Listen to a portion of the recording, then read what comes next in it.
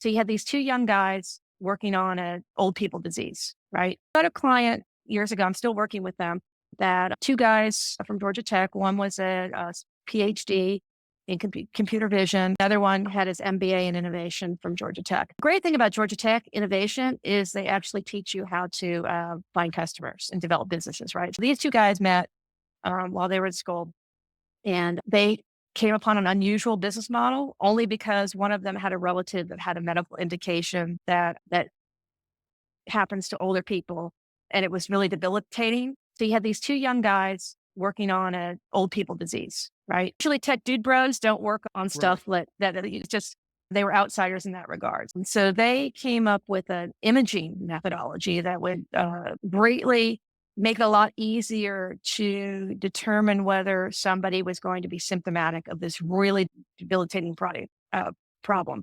And the thing with this medical issue is that if you caught it before it actually happened, you wouldn't have any problems, right? You would be able to treat it and stay healthy. As it happened, nobody was focusing on the prevention, right?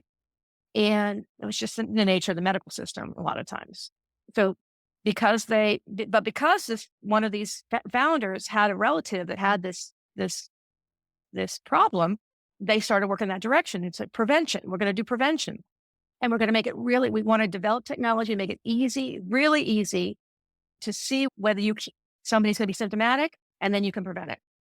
Well, it turned out, so they saw me very early. We're bleeding edge, literally bleeding edge in this, and started to get some traction on the technology validation. And also we're doing clinical work before an incumbent company that sold products to treat the illness or to actually treat and prevent. They saw this incumbent company who'd been around for 50 years, no innovation at all. They found them. They said, hey, we can hire you to do the measurements we need for the device that's used to treat these people.